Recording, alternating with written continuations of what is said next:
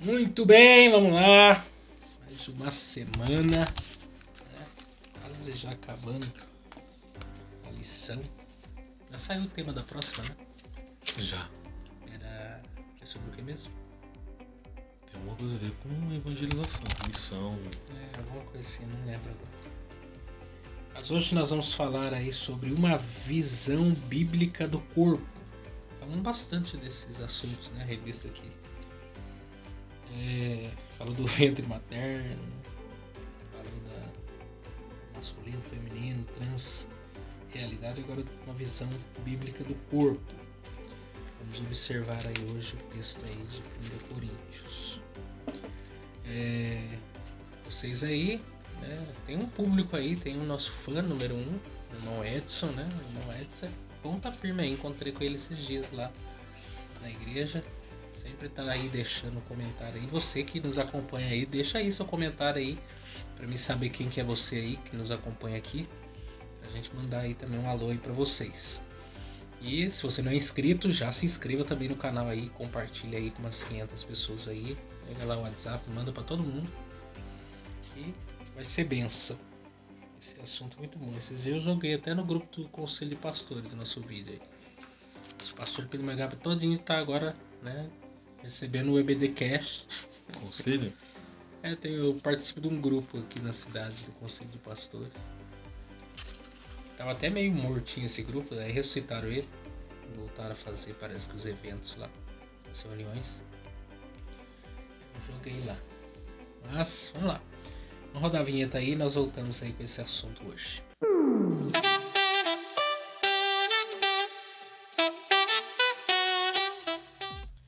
Muito bem, vamos lá. Uma visão bíblica do corpo. E aí, gente? Você já me diz. Qual é o corpo ideal? Qual é a medida? 90, 60? Como que é a medida? Gordinho, magrinho, barrigudo, alto, magro? Qual é a visão bíblica do corpo? Na verdade, se for olhar pelo que Paulo fala, a questão do atleta, define que corpo não chega a ser um rechonchudo em si. A pessoa que vive o ministério intenso, você pode ver, a maioria dos pastores não são de 80, 85, 90. Você encontra uns fora do peso.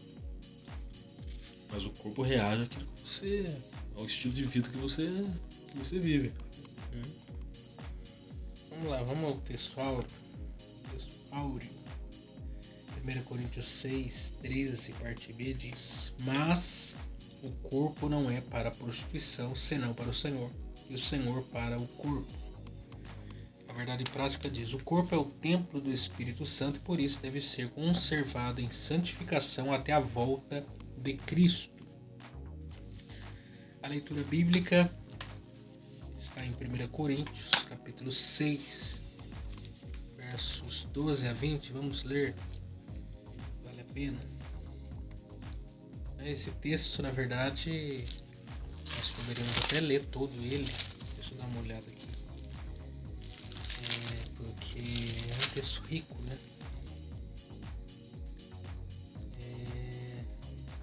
Aqui só tá do 12 ao 20. Deixa eu lembrar aqui. Antes eu ia falar do... Nós comentamos outro dia, né? De litígio, né? Entre os irmãos. E aí vai entrar esse texto aqui. Que diz assim: todas as coisas me são lícitas, mas em todas as coisas convém. Todas as coisas me são lícitas, mas eu não me deixarei dominar por nenhuma. Os manjares são para o ventre, e o ventre para os manjares. Deus, porém, aniquilará tanto um como os outros. Mas o corpo não é para a prostituição, senão para o Senhor, e o Senhor para o corpo. Ora, Deus, que também ressuscitou o Senhor, nos ressuscitará a nós pelo seu poder. Não sabeis vós que os vossos corpos são membros de Cristo? Tomarei, pois, os membros de Cristo e falo-eis membros de uma meretriz? Não por certo. Ou não sabeis que o que se ajunta com a meretriz faz-se um corpo com ela? Porque serão, disse, dois numa só carne. Mas o que se ajunta com o Senhor é um mesmo espírito. Fugir da prostituição. Todo o pecado que o homem comete é fora do corpo. Mas o que se prostitui peca contra o seu próprio corpo. Ou não sabeis que o vosso corpo é o templo do Espírito Santo que habita em vós, proveniente de Deus, e que não sois de vós mesmos? Isso aqui é interessante, né? Meu corpo, minhas regras. Aí diz assim, vós mesmos não sois de vós mesmos. Vocês não Nem você é de você mesmo. Nem você né? manda, você mesmo. O teu corpo não é teu, nada é seu.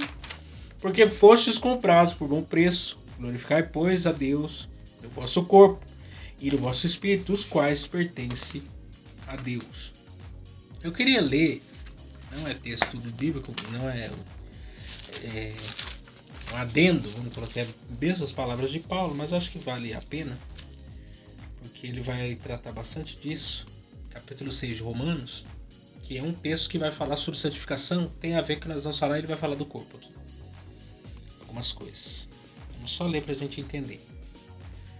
Que diremos, pois? Permaneceremos no pecado para que a graça seja mais abundante? De modo nenhum. Nós que estamos mortos para o pecado, como viveremos ainda nele? Ou não sabeis que todos quanto fomos batizados em Cristo, Jesus Cristo, fomos batizados na sua morte? De sorte que fomos sepultados com ele pelo batismo na morte, para que, como Cristo ressuscitou dentre os mortos pela glória do Pai, assim andemos nós também em novidade de vida. Porque se fomos plantados juntamente com ele na semelhança de sua morte, também o seremos na sua ressurreição. Sabendo isso, que o nosso velho homem foi com ele crucificado, para que o corpo de pecado seja desfeito, a fim de que não sirvamos mais ao pecado. Porque aquele que está morto está justificado do pecado. Ora, se já morremos com Cristo, cremos que também com ele viveremos, sabendo que, havendo Deus ressuscitado dos mortos, já não morre, a morte não mais terá domínio sobre ele. Pois quanto a ter morrido, de uma vez morreu para o pecado, mas quanto a viver, vive para Deus. Porque aquele é um texto bem difícil, mas eu acho que nós comentamos alguma vez, né? Porque o fato de você ter nascido de novo não significa que esse corpo deixou de ter desejos, né? Isenção. Exatamente, porque assim... Deixa eu só lembrar em onde eu parei aqui. Verso 9. Quando a gente se converteu a Cristo, então vamos lembrar. Antes de Cristo, você era dominado pela carne, corpo, pelo diabo, pelo mundo, né? Pela própria consciência pecadora, por tudo aquilo que não convinha. Aí você se converteu a Cristo. Você entregou sua vida para Jesus. E aí nós vamos entrar nesse assunto corpo e alma, alma e espírito. Tricotomia ou né? dicotomia. Você entregou sua vida para Jesus. Aí, o que acontece nisso? Porque eu penso que esse é o maior dilema de nós compreendermos. Porque a obra ainda da nossa salvação não está completa ainda. Nós estamos no processo. O processo qual nós estamos é a santificação. A justificação. Nós somos livres da culpa do pecado, a santificação do domínio do pecado, a glorificação da presença do pecado. Nós estamos no processo da santificação. Porque já fomos justificados. Exatamente. Só que ainda, esse corpo ainda é um corpo corruptível. Sim. Você tem o Espírito Santo nesse corpo corruptível, mas ainda você tem inclinações carnais. O que a Bíblia fala que existe uma luta travada? Exatamente, carne e espírito. Então, o que acontece? Quando a gente entrega a vida para Jesus, nem mais o diabo, nem o mundo, nem a carne tem domínio sobre nós. Agora quem tem domínio é o Espírito Santo. E é o próprio apóstolo Paulo que fala mortificar os vossos membros. Porque agora quem domina é o Espírito. Então, o Espírito é quem lidera a carne. A ideia de mortificar ali é de tornar mortos os desejos da carne para que os membros vivam agora sob um novo domínio. Exatamente. Porque a questão da santificação é o seguinte. Mas tudo bem, eu fui justificado. O que é a justificação? Você foi declarado justo. Né? Sem méritos seus. Você é um santo diante de Deus agora. Sem meritocracia. Exatamente. Pela graça, pela fé, bondade e misericórdia de Deus. O Espírito Santo veio morar, veio habitar. Nós somos templo, é o texto que vai dizer isso. Sim. Nós nos tornamos templo, habitação, morada do Espírito Santo. É ele quem domina agora a nossa vida. Mente, coração, vontade, né? o corpo, tudo isso aí que domina é o Espírito Santo. Então, entendi. quando há inclinações... Mas isso não significa que você não vai ter vontade de pecar, que você não vai ter inclinações carnais, você vai ter desejos, tentações. Isso não significa que o diabo não vai tentar derrubar você, não significa que o sistema dominado por Satanás vai querer te influenciar. Não, aí é que entra a batalha. Só que agora você tem o Espírito Santo do seu lado. Porque uma coisa precisa ser explicada é que estar em Cristo não me isenta dos desejos de fora. Não, nem de fora nem de dentro. Que é o Olha, próprio olha o corpo que do cara. Paulo fala. Paulo está escrevendo à igreja, dizendo o seguinte: o bem que quero, esse eu não faço. O mal que eu não quero, esse eu acabo fazendo. Miserável homem que eu sou. Quem é que vai me ajudar? Aí duas coisas que acontecem no mundo espiritual sob o governo do Espírito. Porque se nós somos templo, o Espírito está habitando. Duas coisas. O que é metanoia? Mudança de mente. O que é metamorfose? Mudança de Transformação. forma. A mente que eu tinha, eu não devo ter mais, porque nós temos a mente de Cristo, logo nós temos a ação do E Espírito. quando O que é Paulo metamorfose? diz isso, Romanos 7, fica nítido no texto que o problema dele não é aqui. Ele sabe aqui o que é certo de fazer. A questão é o corpo. Porque é uma luta espiritual também. Porque ele diz... Mas aí que ele diz sobre... Então, mas aí que entra a questão. Se eu entendo que o pecado, se eu compreendo na mente que aquilo é pecado, porque uma questão Ele fala, a lei é espiritual e eu contudo sou carnal. uma coisa é, Deus não vai dar revelações fora daquilo que ele já revelou.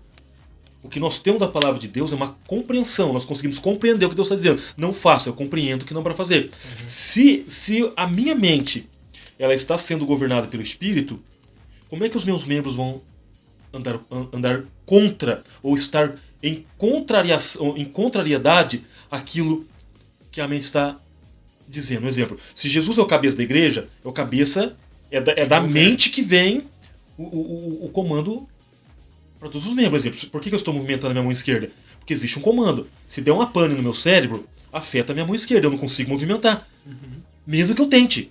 Por quê? Afetou aqui.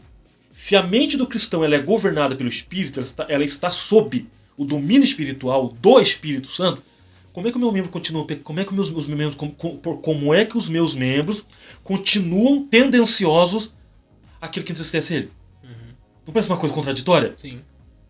E aí Se é a sua mente que comanda o aí seu é que corpo... entra essa luta, porque a santificação é isso, é essa luta. É o meu corpo querendo tomar decisões por ele próprio, e o Espírito Santo diz assim, não. É isso. É porque, na verdade, esse é o ponto... Você quer saber se você é salvo? Se você tem o Espírito Santo? Você não vai pecar com a consciência tranquila. O cara que é crente, ele tem o Espírito Santo, ele não peca tranquilo. Ele não peca, ele vai dormir e tá tudo bem. Não existe isso. Isso daí existe pro cara que não é crente. Que pra ele, pecado, não pecado, certo ou errado, não existe. Não faz diferença. Agora, pro crente, não. Ele coloca a cabecinha no travesseiro e o Espírito Santo Deus... Porque não é consciência. É o Espírito Santo. É impossível uma pessoa que nasceu de novo e que tem o Espírito Santo, a palavra de Deus, tudo, pecar e ficar em paz. Ficar tranquilo. Coração tranquilo. Nossa, pequei ontem à noite. Impossível. Porque o Espírito Santo de Deus, ele convence, ele constrange. Ele mostra, ele traz luz para aquilo que é errado. Esse é o papel dele. Tem uma palavra que a gente pode aplicar aí. É um incômodo constante. É a coceirinha, né? É a pedra no sapato. É o grão de areia no olho. O que é incômodo? Aquilo que você o tempo todo te cutucando. Não é cutucando para te atormentar. Porque o Espírito não atormenta. Não. Ele não perturba. É o cutucar, vou usar a expressão quando o camarada fala, eu vou colocar o dedo na sua ferida. Então, cutucar no sentido de colocar o dedo na ferida. A ideia, a ação do Espírito é fazer o quê? É a mesma coisa, uma gota após outra em cima de uma chapa de aço, de que aquilo leva você a... Não sei se você já viu isso, quando tá chovendo, termina a chuva, a gota fica lá na calha. 1, 2, 3, 4, 10, 15 minutos, aquela mesma gota. Chegou a hora que você falou, não vai parar. É o grilo. Que você não sabe onde o grilo está, e o grilo está lá. Então, é um incômodo positivo. Por quê? Qual que é a vontade do Espírito? É levar a igreja a viver Cristo.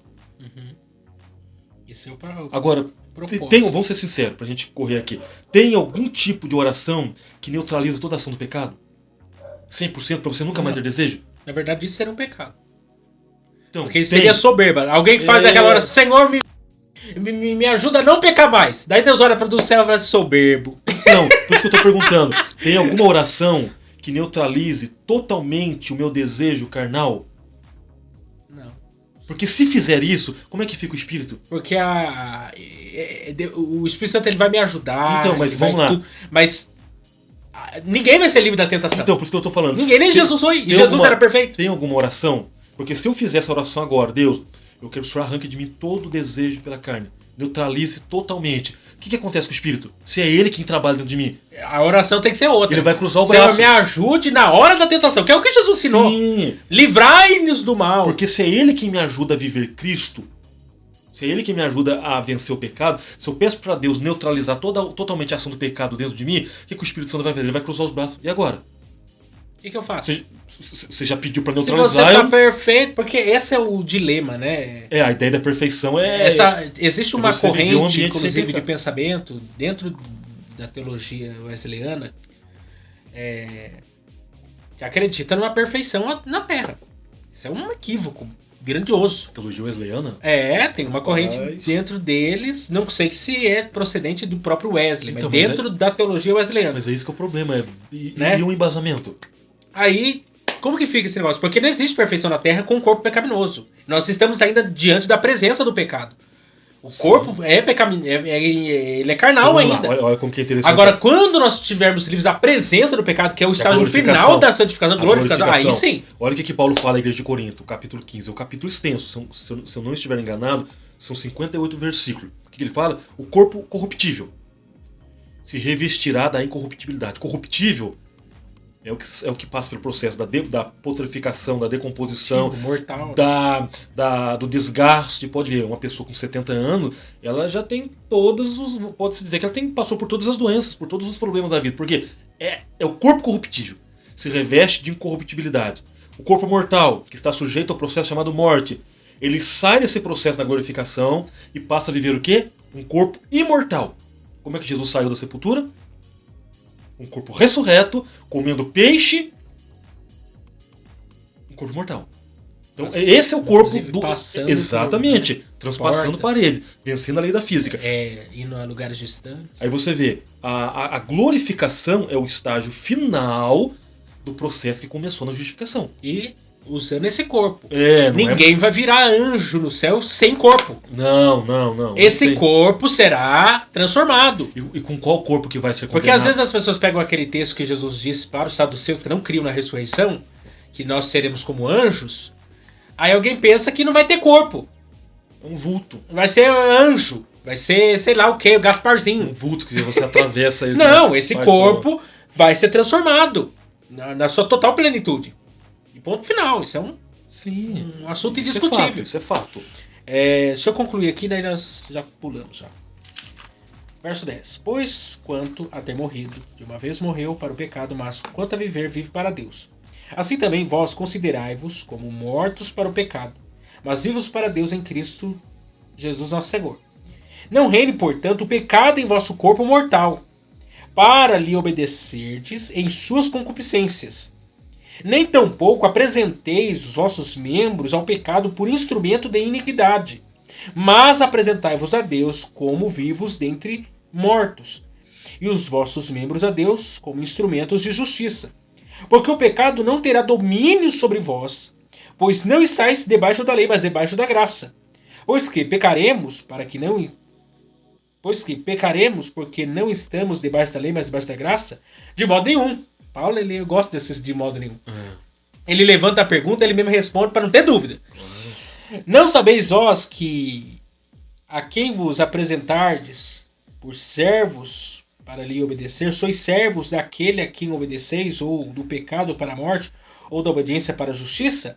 Mas graças a Deus, que tendo sido servo do pecado, obedeceis de coração a forma da doutrina a que fostes entregues. E libertados do pecado, fostes feitos servo da justiça. Porque esse é o grande ponto. Quando nós nascemos de novo, o pecado já não tem mais domínio sobre nós. No passado tinha. Hoje não mais, porque o Espírito que tomou o lugar do pecado. Quem domina agora é o Espírito, não é mais o pecado. Então, se no passado, com esse corpo eu servia o pecado, fazendo a vontade do pecado, da carne, da consciência, agora eu faço o contrário. Eu uso esse mesmo corpo, servindo ao Espírito, fazendo a vontade de Deus, aquilo que glorifica a Deus. É aquilo que tem um texto de Colossenses que nós já lemos algumas vezes também. Tudo que você vai fazer, você faz em nome de Jesus, dando a Ele graças. Tem como pecar em nome de Jesus e dar a Ele graças? Fornicar, prostituir, sei lá, tantas coisas que passam pelo corpo e dar glória a Deus em nome de Jesus, dar graça, é impossível. O próprio Paulo escreve à igreja de Corinto, a segunda epístola, quer comais, quer bebais ou façais quaisquer outras coisas. Então, uma vírgula. E tudo que for feito. Para a glória de Deus. Ele não está dizendo se é fora do corpo ou no corpo, ele está dizendo que tudo. Se é para fazer com o corpo, fora do corpo, sem corpo não tem como, porque a gente precisa do corpo para sem corpo executar. É zumbi, né? Meio estranho. Eu consigo fazer algo fora do corpo, então você tem o quê? Apesar que Paulo ele tem uma linguagem assim, né? Tem hora que ele fala assim, eu não sei se no corpo eu falo no corpo. Aí ele complica, né? Porque na verdade ele fala, conheço o homem que foi transladado até o terceiro céu, não sei se é no corpo ou fora. Paulo ele é fenomenal, porque ele tem umas frases que você fala assim, meu Deus do céu, o que ele tá querendo dizer aqui? E tem hora que ele fala assim, falo eu, não o Senhor. Ele gosta de dizer assim, não, peraí, deixa eu dar um... Paulo aqui do que eu tô falando, não é Deus que tá falando agora não, é Paulo que tá falando. Meu parecer. É meu parecer, deixa eu opinar aqui. Deixa eu concluir. Falo como um homem, pela fraqueza da vossa carne, pois que, assim como apresentaste os vossos membros para servir a imundícia e a maldade para a maldade, assim apresentai agora os vossos membros para servir a justiça para a santificação. Porque quando ereis servos do pecado, estáveis livres da justiça. E que fruto tinhais então das coisas de que agora vos envergonhais, porque o fim delas é a morte. Mas agora, libertos do pecado e feitos servos de Deus, tendes o vosso fruto para a santificação e por fim a vida eterna. Porque o salário do pecado é a morte, mas o dom gratuito de Deus é a vida eterna. Por Cristo Jesus, nosso Senhor. Esse texto bem famoso, mas ele tem um contexto bem extenso. Mas vamos lá. Vamos pro primeiro tópico. Agora deu um cachorro de latir. Vocês ouviram cachorro latir, eu tô com a janela aberta hoje, porque nós tá aqui num calor terrível hoje. Uma semana faz calor, outra faz frio. Então, só Jesus. Vamos lá. A criação do ser humano. A origem da raça humana. Nós já falamos, né, bastante sobre esse assunto. Que o homem foi criado à imagem e semelhança de Deus. Aqui fala sobre Adão. Né? Assim o homem, Adão, foi formado do pó úmido da terra. Interessante notar que o uso do hebraico Adam denota homem próprio, mas também genérico, significando homens e humanidade. Logo, Adão foi o primeiro homem a ser criado e Eva a primeira mulher formada no corpo de Adão. Além disso, homem e mulher são descritos como criaturas da terra, porém Deus soprou em suas narizes foram de vidas. Vamos nem considerar muita coisa aqui, porque é aquilo que a gente já tem falado das últimas lições. Porque nós falamos da desconstrução da masculinidade, desconstrução da feminilidade. Você tem que falar do corpo. O transgênero, o corpo. O homem. O que a gente pode pontuar aqui é o quê? Quando Deus criou o homem e a mulher, a humanidade, criou com o mesmo corpo que nós temos hoje. Né? A diferença é que antes não tinha pecado e agora tem o pecado, mas o corpo era o mesmo. E ele criou o corpo para a sua glória. Sim. Tudo para a sua glória. Cada órgão, tudo. Tudo feito para glorificar a Deus. A mente, a vontade, tudo. Tudo que você possa imaginar, ele criou para a glória dele. Então, tudo que vai de encontro a isso, né, já vira um problema. Porque se o nosso corpo, que como disse o próprio Paulo, né, quando ele diz não sois de vós mesmos. Quer dizer, nosso corpo não é nosso. Aliás, nós não somos de nós mesmos. Porque quem somos nós? Você lembra de uma lição, eu tenho ela em casa, que falou sobre a mordomia cristã? Então nós somos mordomos daquilo que não é meu. Inclusive o corpo. O que a Bíblia fala? O que a Bíblia fala? Que nós teríamos que dar conta do que foi feito por meio do corpo. Quer seja coisa boa, ou ruim, quer seja coisa má. Então o corpo, inclusive no próprio corpo, o apóstolo São Tiago, irmão de Jesus, ele faz menção a um membro do corpo que é o pior de todos. O pior de todos. Ele falou assim, se você conseguir controlar a língua, você controlou o corpo inteiro. Então, O problema é a língua. Que a língua, pequeno membro faz incendiar muita coisa. Pequeno fósforo incendeia uma floresta. Uma fala. Uma fala, ela é capaz de dar vida e de matar. A nossa concorrente, né? Língua bifurcada. Como que ela fala? Cobras venenosas. Porque você vê a fala, Miquel, no corpo é como uma flecha lançada. É a mesma coisa a ideia. Eu estou usando a língua porque a língua está no corpo e eu posso utilizar a língua para o bem como para o mal. O que a Bíblia fala? Não sai da vossa boca nenhuma palavra torta. É o corpo. A ideia do salmista. O que o salmista apresenta? Eu não colocarei nada impuro diante dos meus olhos. Corpo. O próprio Jó diz, fiz um acordo com os meus olhos. Sim, para não olhar para uma virgem. Aí o que a Bíblia fala? Levantai as vossas mãos, sem ira e sem contenda. Na verdade, fez um conserto. Alguém, quando fala lá, uma coisa é consertar com S. Outra coisa é conserto com C. Conserto com C é aliança. Lá ele fez uma aliança com seus próprios olhos. Para não olhar para uma virgem. Para não olhar. Uma decisão. Mas aqui, um ponto que nós podemos aqui também falar... a lição vai falar mais pra frente, mas vale a pena. É que nós vivemos em dois extremos, né? Ou ficamos de um lado ou de outro. Alguém que não cuida do corpo. E aí eu tô falando da matéria. Tanto da... Porque assim, o ser humano é um corpo... corpo, né? Matéria, bio, psico, a mente, sócio e espiritual. Pensando no homem nessa totalidade, alguém cuida muito do físico, mas não cuida da alma. Por isso que está surgindo as doenças psicossomáticas. Porque se cuida o estresse, a ansiedade, a depressão, etc. Cuida do corpo, mas não cuida da mente. Outros cuidam da mente, mas não cuidam do corpo. Né? É interessante porque os filósofos, né? Lá, né, os verdadeiros filósofos do passado, período grego, eles tinham... Os espartanos tinham um cuidado com o corpo muito mais rigoroso do que os atenienses. Os atenienses cuidavam mais da mente, de pensar, da pós. São os atenienses que atribuíam a questão de que a matéria é má, logo sendo má. Então... Não, os gregos pensavam de modo geral. Mas se você pegar esses que você falou, os espartanos... Os espartanos é daquele filme, inclusive os 300 lá, né? De Espartacus. Eles eram os que cuidavam do corpo. Exatamente. Né? É a estética. Do outro lado, você tinha um filósofo rechonchudo, mas de alto QI. Não tinha porque também eles tinham a Olimpíada, por exemplo. Mas eu tô usando assim, tentando balancear as coisas. Mas nesse contexto de mundo moderno, a gente sabe que muitas pessoas cuidam mais da mente e não cuidam tanto do corpo. Por exemplo, estou usando a questão, se de fato os espartanos cuidavam do corpo, em compensação a mente era um pouco mais vazia. Sim. Do outro lado, eles ocupavam mais a mente... Aí eu usei só pra descontrair, que eles eram mais rechonchudos, então, mas não. Sim. Você não vai achar um filósofo rechonchudo, daquela época, bem roliço. Talvez nem tanto, mas dos dias atuais, quem sabe. Tem. Só que o que nós vivemos é nesse extremo, porque assim, alguém cuida demais do corpo, e cuidar do corpo é bíblico. Jesus não. Deus, quando deu a lei de Moisés, ele pensou no corpo, no físico do povo. Exato. A lei, né, cerimonial, a lei... civil, moral, pensava no homem completo, em todos os sentidos. Moralmente, socialmente, fisicamente. Exatamente, você pega lá uma lista do que pode ser comido e uma lista do que não pode. Inclusive, posso comer uma carne? Lei do descanso. Não pode. Tudo isso é Deus pensando no... Ele sabe quem é o ser humano e ele sabe o melhor para o ser humano. E alguém não observa isso. São princípios que transcendem o tempo. Segundo a medicina, isso é comprovado. Para você descansar bem, são 8 horas de sono. Existe um líquido que sobe, né? Quando a gente dorme, existe um processo, né? Que acontece no nosso corpo.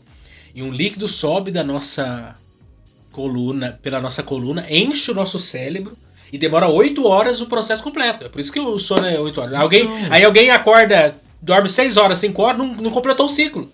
Se não completou o ciclo, você não vai ter o descanso necessário. Por isso que acorda cansado. Estressado. Isso é tão curioso porque, por exemplo, se você troca, né? Como alguém trabalha à noite, outro trabalha de dia. Quando a gente troca a noite pelo dia, você perde 5 anos de vida. Alguém que trabalha à noite e dorme de dia, perde 5 anos da vida. Porque Deus não fez ele para trabalhar à noite. Ele fez ele para trabalhar durante o dia. Exatamente. Até nisso, detalhes, hein? tem outra coisa lá também. O corpo da gente é preparado à noite pro descanso, né? Naturalmente.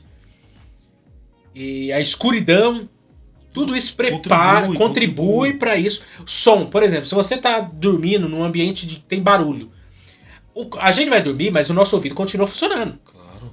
E ele, todo som que ele capta, o cérebro ele vai tentar decodificar o que é aquilo.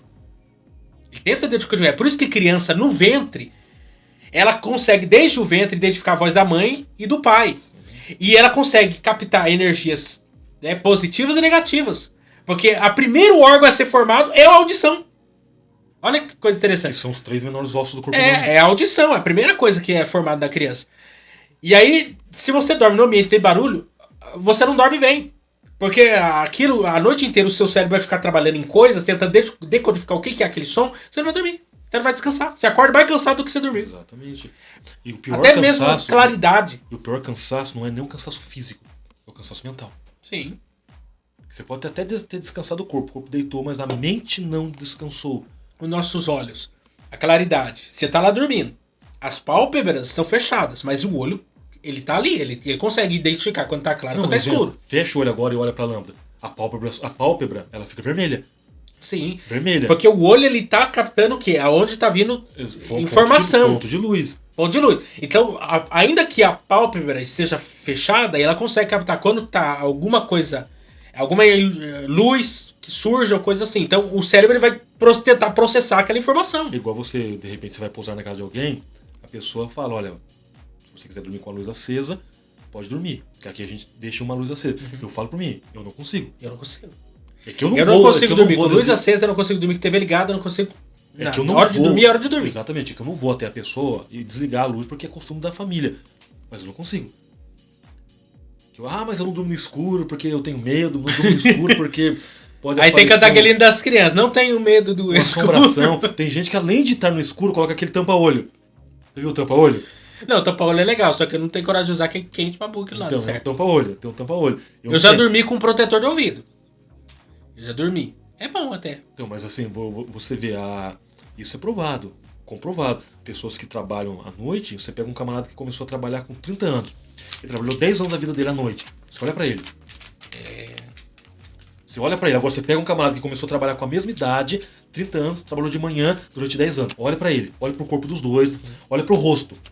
Sim. A fisionomia de quem trabalha mais à noite é uma fisionomia de pessoa mais cansada. Por quê? O corpo não foi preparado para porque você teve que pegar o seu organismo, é como se você pegasse o seu organismo e trocasse ele. O que o organismo vai ter que fazer agora? Vou ter que readaptar para um novo contexto. Agora vou ter que chegar em casa às 8 horas. A mesma coisa a alimentação. Porque a verdade alguém não gosta de ouvir essa verdade. Mas a verdade é essa. Deus não fez o homem para ser carnívoro. Deus fez o homem para ser herbívoro. Antes da queda não tinha... Antes da queda não existia alimento de animais carnívoros. E é comprovado, isso daí não tem dúvida. Pessoas que buscam uma alimentação mais natural possível, elas vivem mais. Porque o corpo foi preparado para isso. Mas é que aí você enche de enlatar. Aí hoje a nossa alimentação, não tem como também fugir disso. Porque é tudo embutido, é tudo enlatado, é tudo não sei o quê. Isso é cancerígeno, inclusive. Tudo é cancerígeno, porque tudo é processado, é tudo, né? É adulterado do processo natural. Mas você viu uma reportagem, te cortando, você viu uma reportagem de uma mulher, se eu não estiver enganado, ela viveu só à base de frutas e legumes, só à base da veganês. Você olha pra ela, o corpo está acabado. Você pode olhar pra ela viveu só de frutas, verduras e legumes, se tornou vegana. Uhum. Você olha pro corpo dela, aparenta, se ela tiver 40, tá com cara de 60, 70 anos. Acabou com o corpo. Sim, porque quando você tira a proteína da carne, né? Você tem um outro processo. Exatamente. É um exemplo pra você ver. Depois da queda, Deus fala o quê? Vocês terão domínio sobre toda a carne. Uhum. A preocupação de Deus com a nação de Israel era tão precisa que Deus estabeleceu animais aquáticos, no caso peixes, animais aquáticos e animais terrestres. Alguém fala, mas uma carne de porco. Hoje. Ainda, né? Agora, na época, a carne mais impura, mais imunda, hoje em dia, se você não for bem cuidado, ela ainda continua sendo. Já é perigoso. Ela já continua sendo, porque na verdade assim, nós entendemos que na Nova Aliança, certas coisas não são lícitas. Porém, E nós temos que entender, porque lá existe toda uma questão, mas nós temos que entender que na sua essência aquilo vai fazer mal. Se você não cuidar bem. Não, a carne de porco, por exemplo, você não, né, se não tiver todo um processo cuidadoso ali, meu amigo, Agora, não tem pra onde correr, não. Lá. Vai morrer de Eles passaram bicho de porco na cabeça. Passaram 40 anos no deserto. Imagina. Deserto local O quente povo, de manhã e frio à noite. Deus estabeleceu até o lugar de onde eles iam esconder as fezes. Sim, fora do arraial, fora do acampamento. Não podia, o banheiro deles era do lado de fora. Fora do acampamento. Mulher, naqueles dias, no processo lá de de fora. menstruação, Pessoa com qualquer hemorragia, lá de fora. Porque alguém fala, mas parece um certo preconceito. Não, leproso. É o cuidado de afastado. Deus. Pensa bem, um camarada, a mulher que está nos dias da menstruação. O sangue. Não tinha absorvente, não tinha chuveiro. Aquilo coagula, aquilo cheira mal. E se cheira mal, bactéria. Quem tá por perto, qual que é a probabilidade? Aí você pega uma carne de porco. Tudo bem, matou o porco, acabou de matar. Você já tá passando o sal, já tá colocando pra assar. Tudo bem. Só que isso aí é meio-dia. Meio-dia no deserto, o sol é causticante, é o sol de matar. 50 graus. Aí o camarada deita, aí ele vai entrar no processo de... fugiu agora. De digestão. Carne de porco. Diferente de uma carne de cordeiro, de carneiro, de bode, de vaca, de boi, que era permitido. Até os peixes, dependendo do peixe, era permitido. Aí você vê, alguém fala, mas por que Deus fez isso? Justamente para quê? Se você preserva bem o corpo, cuida bem do corpo, você vive mais, você anda mais, você tem mais tempo para caminhar. 40 anos, sim. 40 anos. Agora vamos lá. 40 anos com o corpo bem cuidado, você anda mais. 40 anos com o corpo capengando, você anda menos. Miquel, a gente precisa caminhar 20 km hoje. O que você vai fazer? Essa é a grande... Os historiadores, isso é o grande dilema dos historiadores quando eles tentam invalidar os milagres, invalidar toda aquela coisa. Os bíblicos. Os feitos bíblicos, por quê? Porque eles têm que achar como que eles sobreviveram 40 anos em um deserto, que é deserto até hoje lá. Sim, não mudou. Lá. O deserto que era lá há 2.000 anos atrás, 3.000 anos atrás, é a mesma coisa que é hoje. Não mudou nada.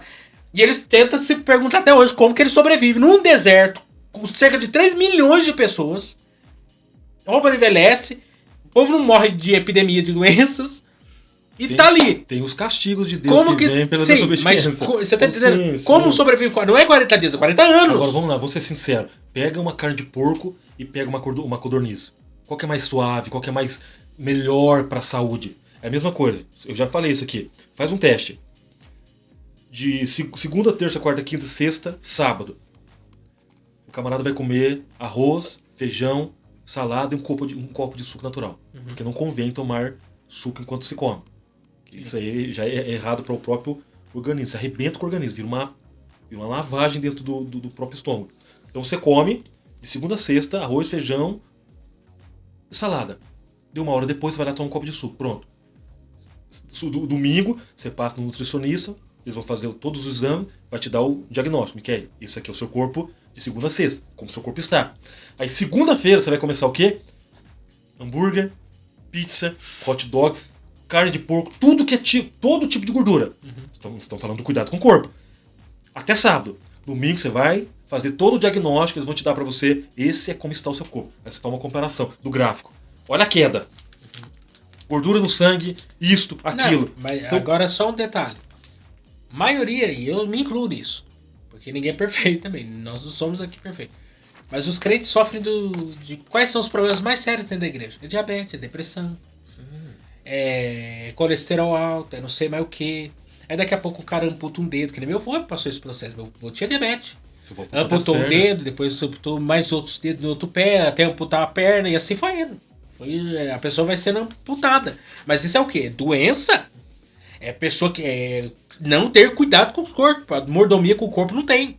Exatamente. Aí não tem condições, né? Por exemplo, eu conheci, também não lembro, mas eu conheci uma senhora que ela vinha para estudar, o marido trazia, ficava esperando ela até terminar as aulas e depois os dois iam embora. Eu conheci esse casal.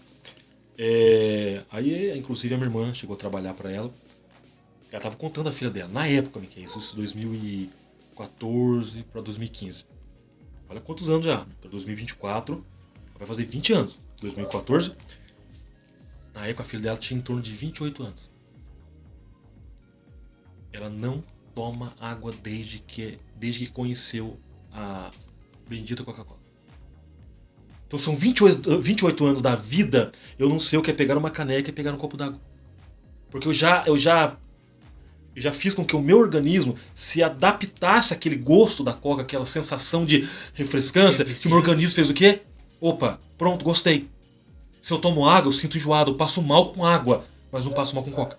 Essa daí já tá morta-viva. Não, eu fico pensando. Porque a Coca-Cola, ela... Até ferrugem de Não, coisa isso que eu ela tô tira. falando, eu vi um vídeo, eu falo que eu vi um vídeo. Por gostar de carro, eu vi um vídeo, o cara limpando o para-choque de uma Brasília cheio de ferrugem com Coca. Ele jogou a Coca, passou o bombril, pronto, ficou cromado. O camarada limpa piso, aquele piso encardido, joga a Coca, espera um pouco, esfrega. Coca-Cola. O camarada tá com gases. Eu já fiz isso. Sim. Você toma um copo de Coca, você dá aquele... não é errado usar isso. Coca sem gás, prende intestino. Aquele arroto. Na hora.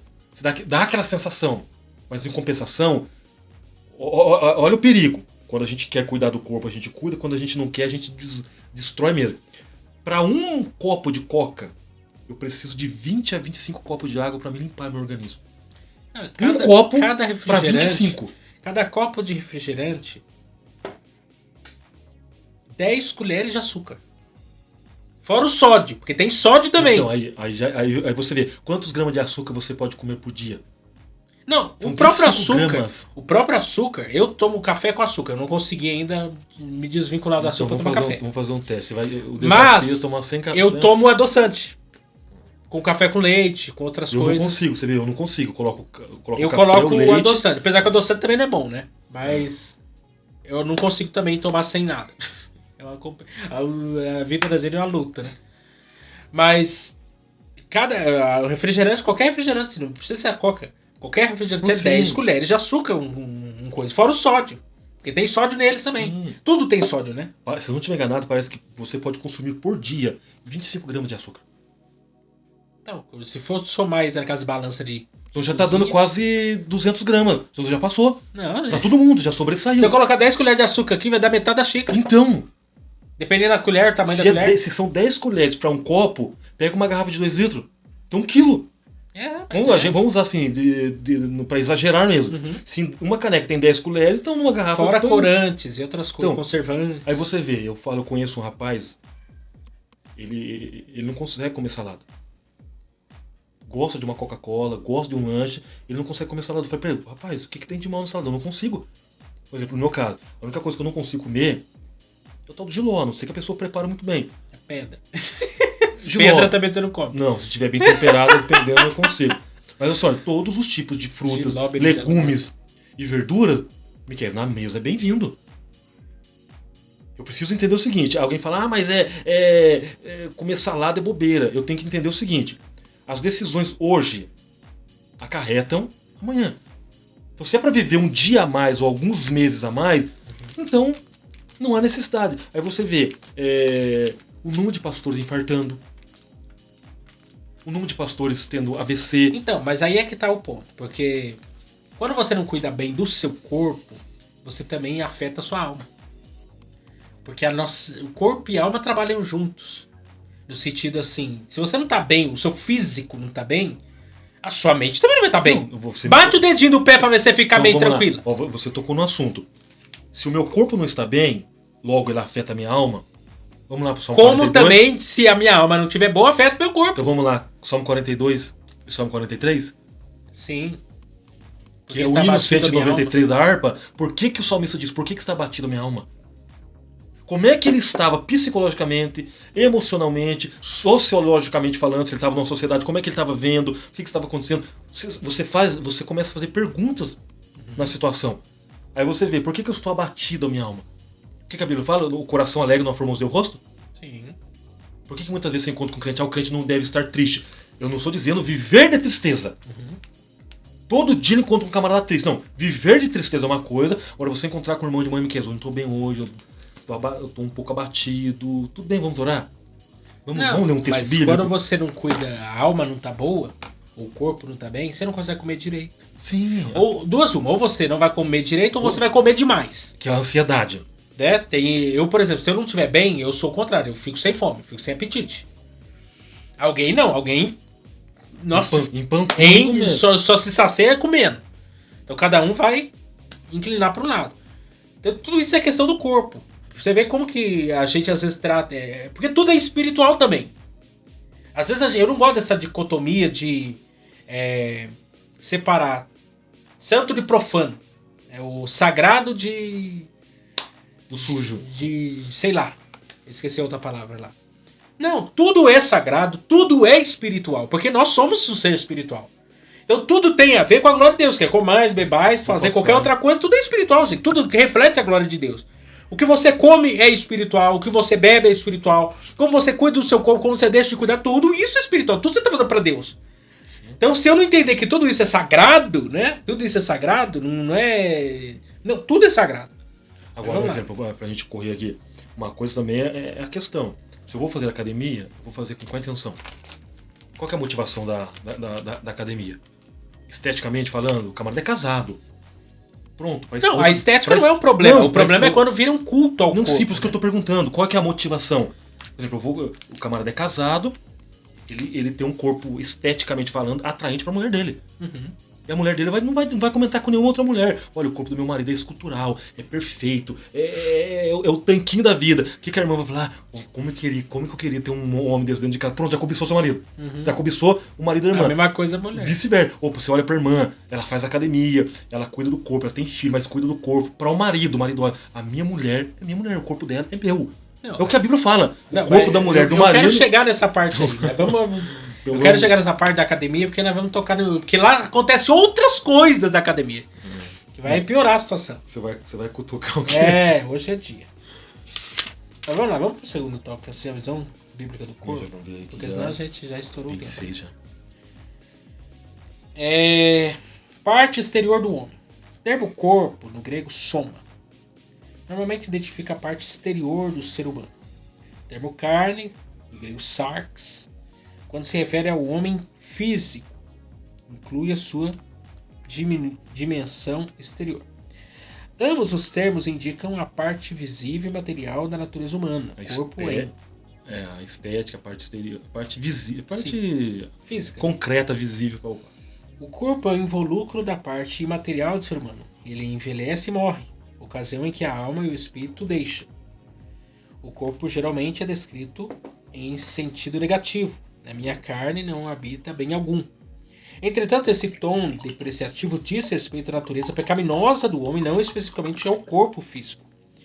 Assim sendo, nossa declaração de fé rejeita a ideia de ser o corpo uma prisão da alma e do espírito ou de ser inerentemente o mal insignificante. Aqui é importante, isso aqui é fala do meu professor Alain. Copiei e colei.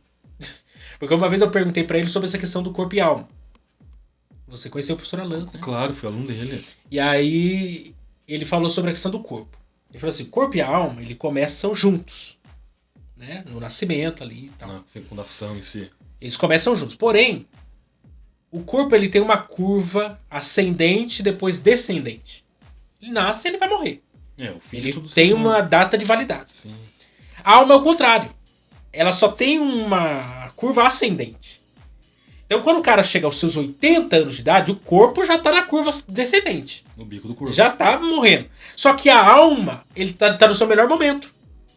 Às vezes, os problemas que surgem, né, por exemplo, memória fraca, ou até mesmo Alzheimer, ou coisa assim que envolve a alma, não tem a ver com a alma, tem a ver com o corpo, que afetou a alma do cara, né?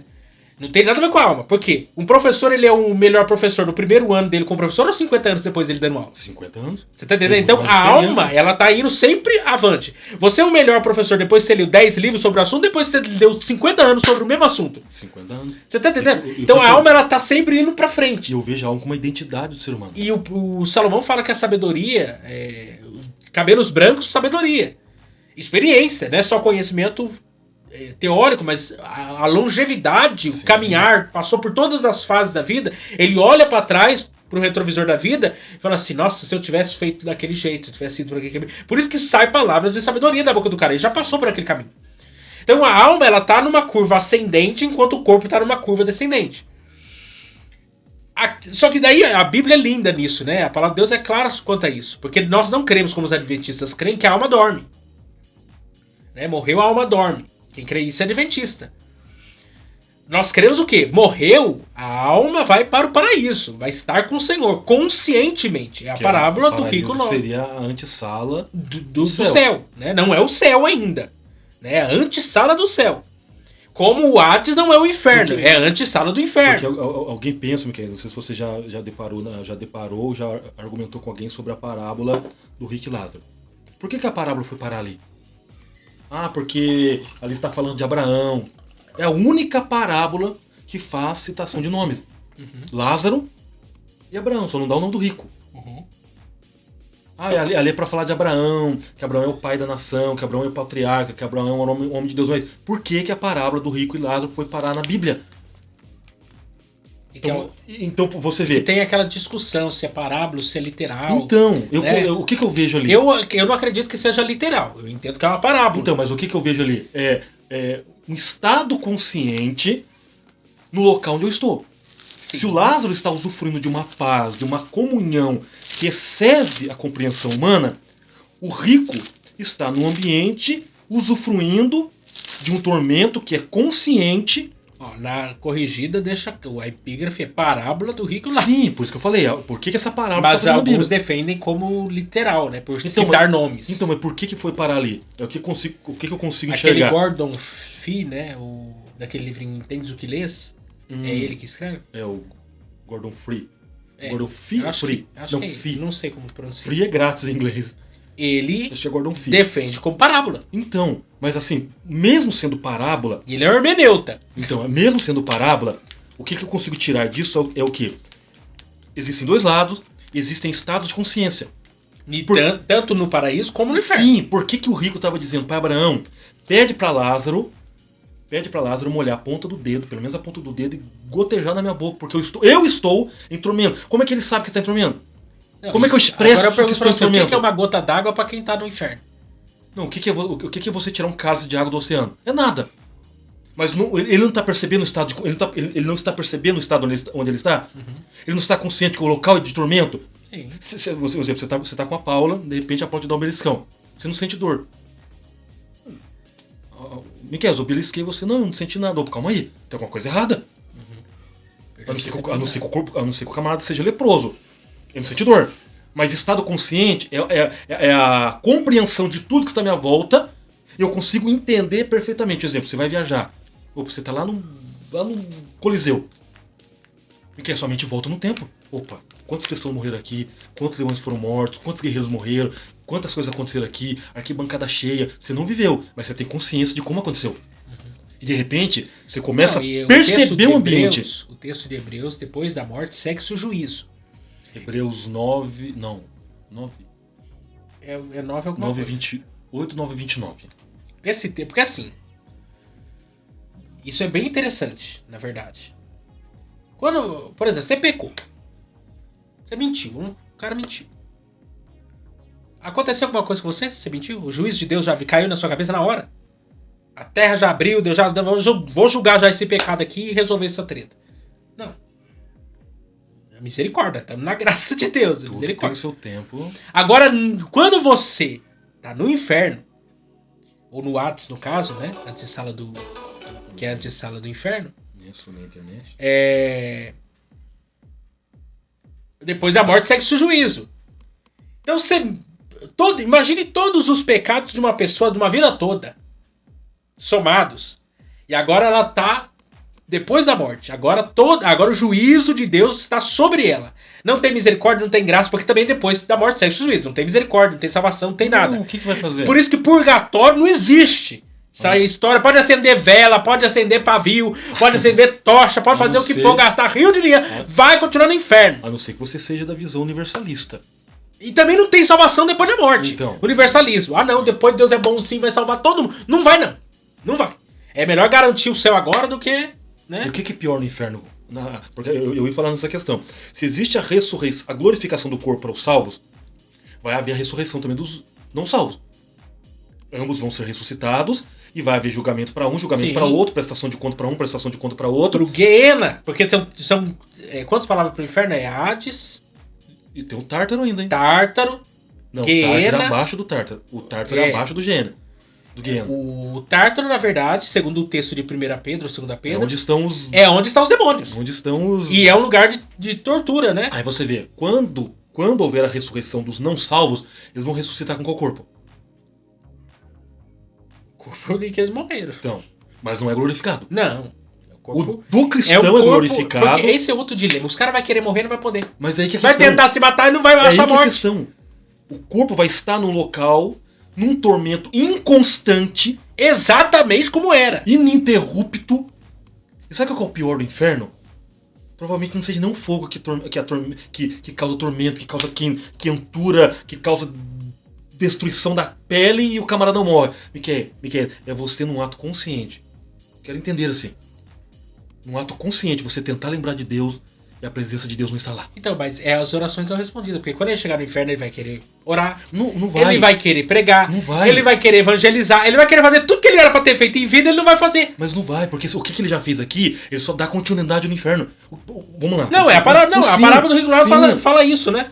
Sim. Sobre ele clamar a Deus. Então, Não, eu vai lá na casa dos meus parentes. Então vamos lá. O cara quer pregar, ele quer evangelizar, ele quer orar. Então vamos lá, o padrão de santidade começa onde? No céu ou aqui? No céu. O reino tem um padrão.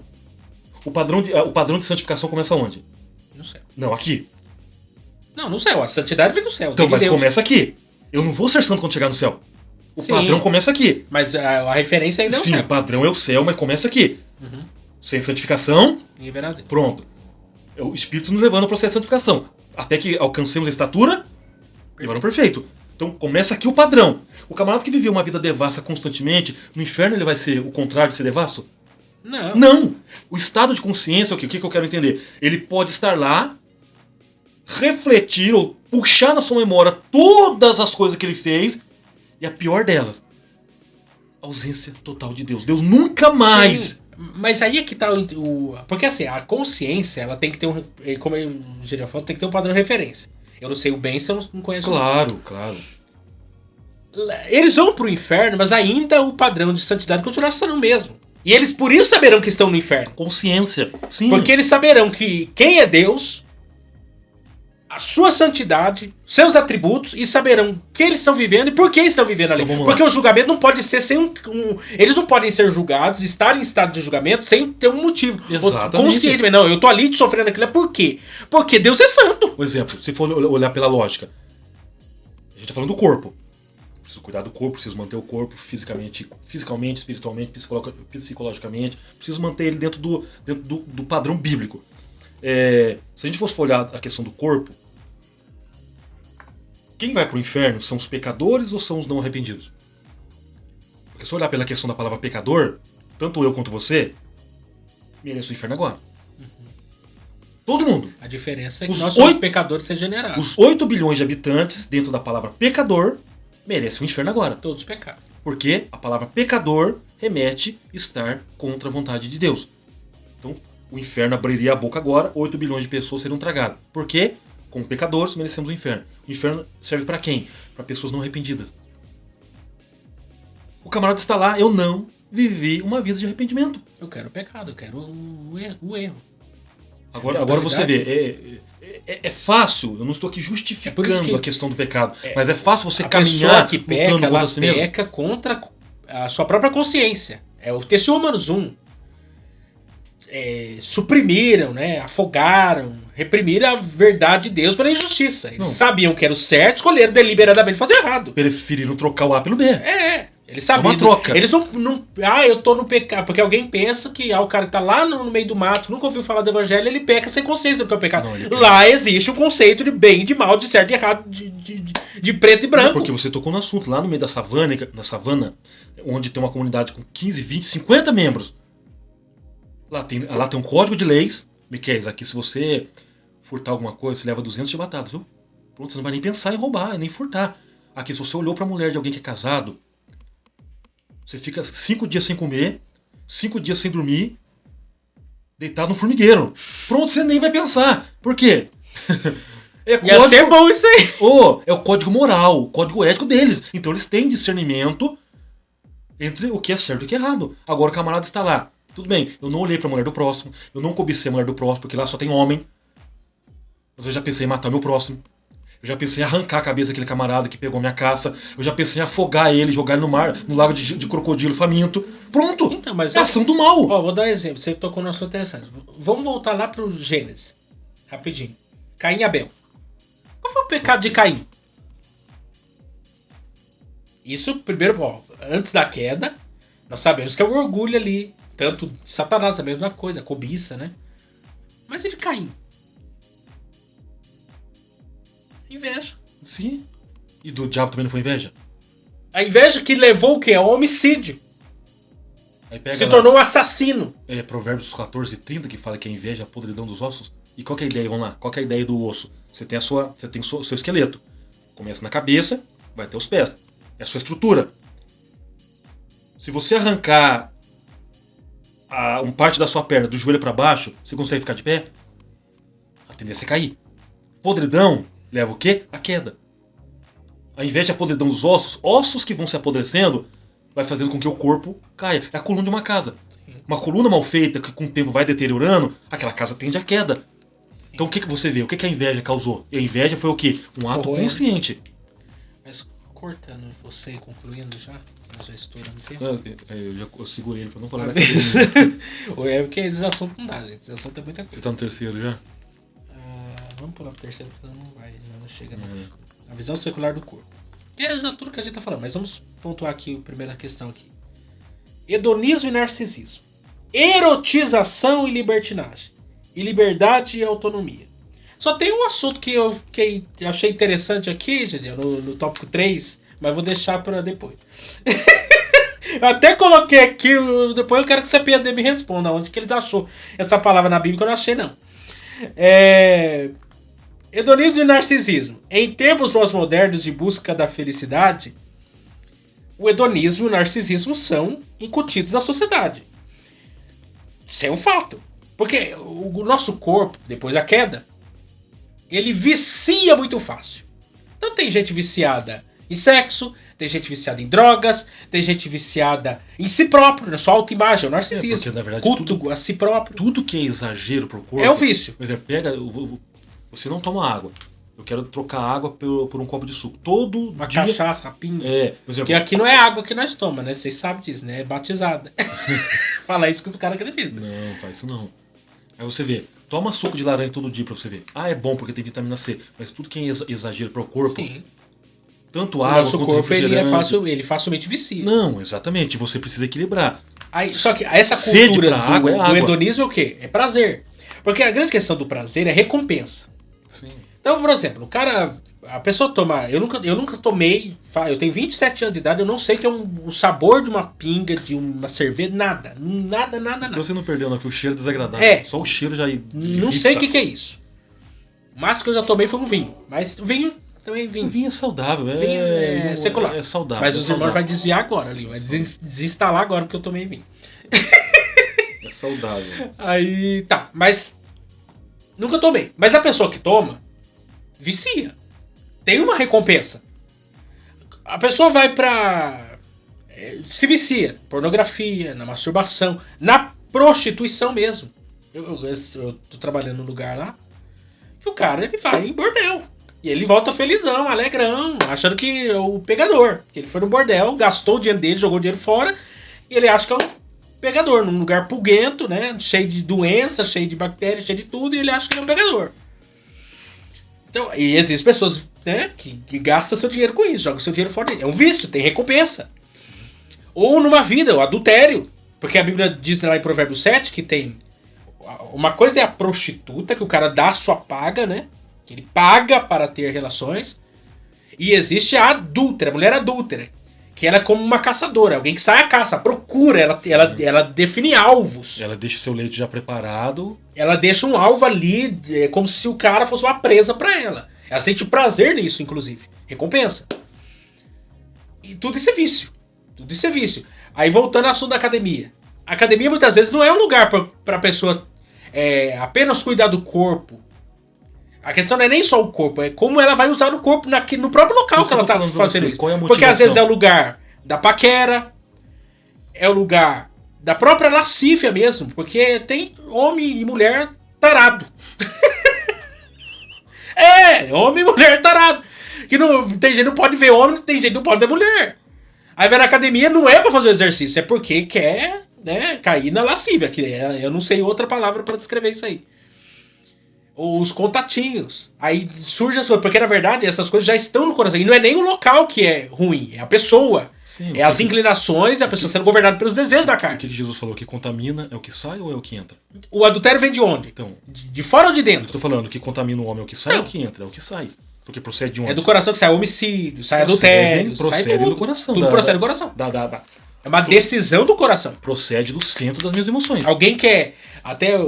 Vou dar até o crédito, pastor Allen, no curso que a gente fez. Eu e a Paula fizemos, né? Ele falou algo interessante sobre pessoas que gerenciam o pecado. Porque tem gente que assim, ela não venceu o pecado, mas ela arrumou um jeito de viver com ele. Então ela gerencia o pecado. Por exemplo, a pessoa quer viver, por exemplo, uma mulher ou um homem. Eu vou usar a mulher que é mais fácil. A mulher, ela gosta de se cuidar, vaidade, ela gosta de se cuidar e tal. Não existe nenhum problema nisso. Só que daí falaram pra ela que isso é pecado. E ela acreditou. Aí ela, pra gerenciar o pecado dela, que ela é vaidosa, tá no coração dela. Aí ela começa a combater aquilo com todas as unhas e dentes. Mas na verdade no coração dela ela quer aquilo. Quer dizer, ela faz uma coisa, mas o coração quer fazer outra. E isso é uma tática boa. Se você ouvir uma pessoa falando muito de um assunto, pode ter certeza que aí tem alguma coisa escondida aí. Porque o coração revela o que tá. A boca fala, a Bíblia diz. E se eu não me engano, não é texto bíblico, isso não é ditado popular, não. A boca fala, o coração tá cheio. É um provérbio. Não, exatamente o que dá. É o texto de Mateus 15 também. Inclusive a gente aplica naquilo que Jesus falou, que contamina. Tá vendo do coração. Então, se uma pessoa tá falando muito de uma coisa, seja positiva ou mesmo negativamente, alguma coisa tem aí. Pode cavar, porque você vai achar a fonte aí. Porque tem pessoas que combatem muito uma coisa, mas na verdade ela quer fazer aquilo ali. Então, ela tá escondendo ou tentando afogar aquele desejo. No aconselhamento pastoral, não lembro se foi no primeiro ou no segundo ano do seminário, você vai trabalhar com pessoas dentro de igrejas, dentro de comunidades cristãs. E uma pessoa que fala muito da mesma coisa, porque aquilo ali é o problema dela. Por exemplo, ela tá pregando e todas as mensagens dela, ela cita comida. Por quê? Ela tem essa tendência à glutonaria, ela tem essa tendência à comida, no caso do sexo, no caso de outro problema, dinheiro. A gente não vê lá. A fala dela é naquilo que ela... não tem a nossa concorrente aí. Tudo ela fala de vaidade, é porque ela queria ser assim. Tudo ela fala de questão, até de gemidos.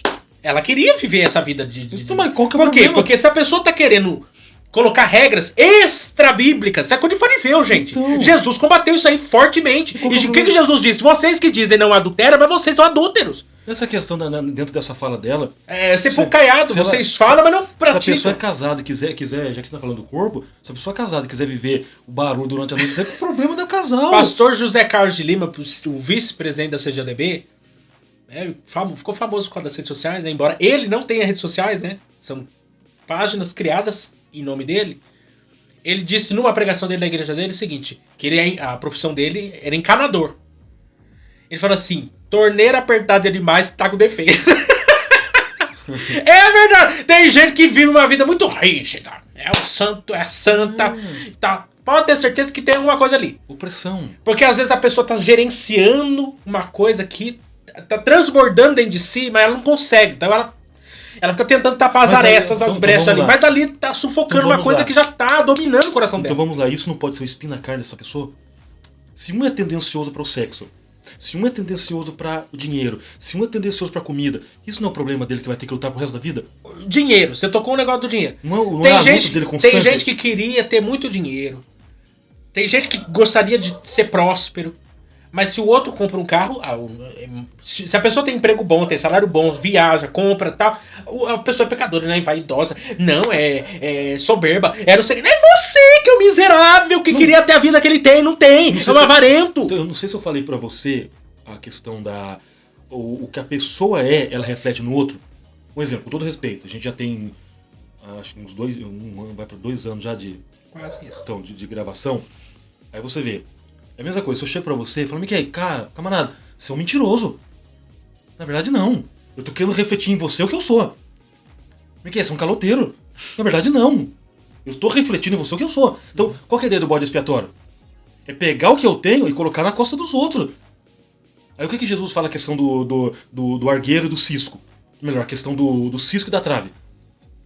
Você quer tirar o cisco do olho do teu irmão, tendo uma trave no teu? A ideia da trave é uma coisa que tem essa largura, esse comprimento. O cisco é uma coisa pequena, que só o oftalmo não consegue tirar, porque aquilo incomoda. Aí você pega o camarada. Por exemplo, eu tava dando um dia, só pra você ver, quando a pessoa quer pegar, eu tiro. Eu tiro porque não é um assunto, eu arranco fora.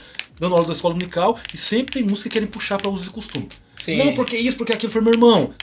O assunto da lição não é isso hoje. Porque a santificação é só exterior, não é interior. Não é isso hoje. Não é isso hoje. O dia que a gente for tratar disso, a gente fala de uso e costume. Aí eu já corto porque se o assunto é da graça, a gente vai falar da graça.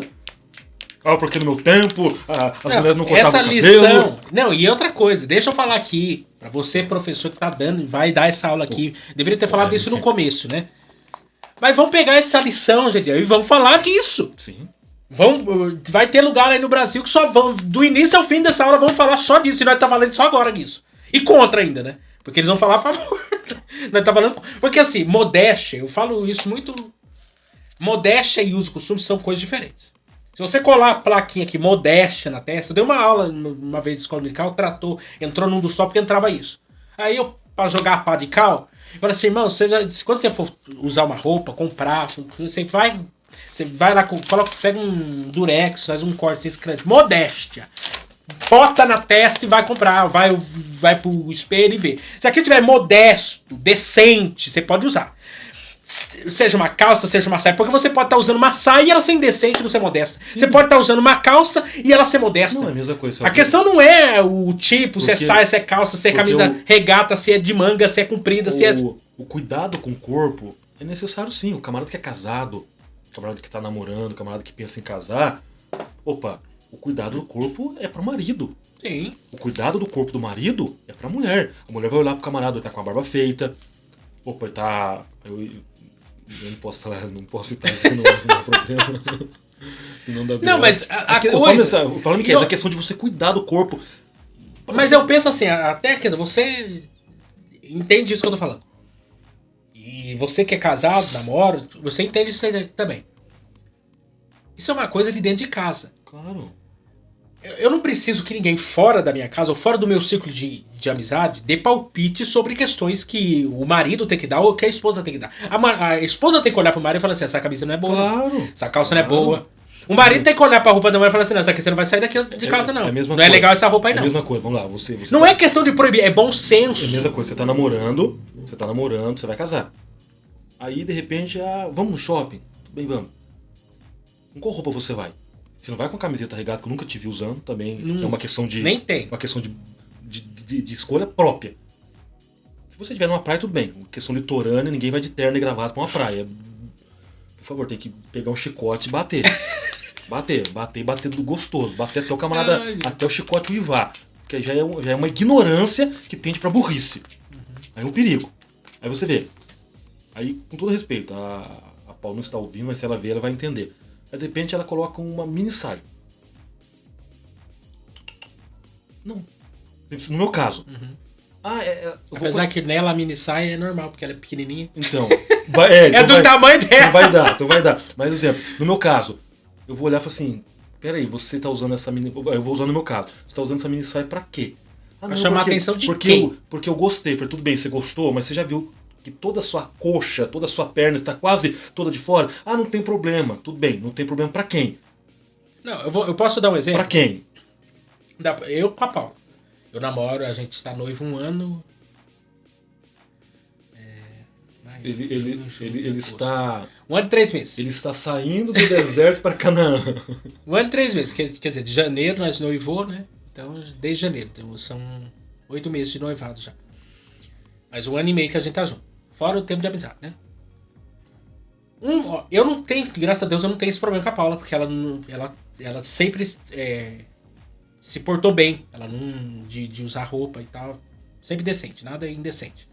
Nada extravagante, nada de postar na rede social, até porque ela nem gosta dessas coisas. Mas uma saia que ela vestiu uma vez, eu falei assim, essa saia eu não quero que você use. Uma só, hein? Tem 1 ano e meio que nós estamos juntos. ela, na perspectiva dela, a saia não tava tão curta. Eu falei assim, não interessa o que você pensa, interessa o que eu penso. Eu tô dizendo que eu não quero, porque eu tô dizendo que ela é curta, basta a minha opinião. E se você tá comigo, você tem que levar em consideração. Você usa dentro de casa, fora de casa, não. Isso que eu tô falando. Nunca mais teve discussão. Falando, Só que o que acontece? Tem coisas que se você não estabelecer agora, como eu já vi um testemunho do irmão, casado, foi pastor e tal, que a mulher dele se vestia indecentemente. Só que ele lá atrás não corrigiu esse problema.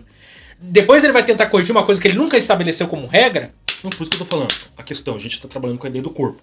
De cuidar do corpo. Então o homem pode cuidar do corpo pra mulher, a mulher pode cuidar do corpo pra homem.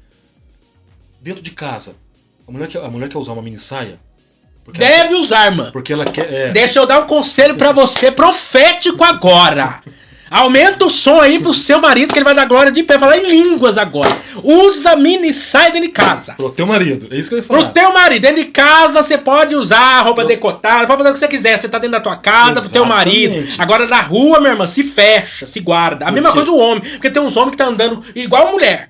Calça apertadinha, né, que nem diz a Nadir. Aí a Nadir tá certa, marcando os contornos. Porque tem aí a Nadir tá certa. Tem aquelas calças sociais que contornam o corpo do homem. A mulher vai... Opa, então calma aí. Se eu vou cuidar do corpo, eu tenho roupa pra ir no culto, eu tenho roupa pra ir na academia, eu tenho roupa pra ir no shopping, eu tenho roupa pra ir na praia, eu tenho roupa pra dormir. Mas por favor, pra quem é casado, não durma de calça. Não durma de calça, no mínimo uma cueca. Vai usar camisa de botão pra dormir. Miquel, ó, vamos lá.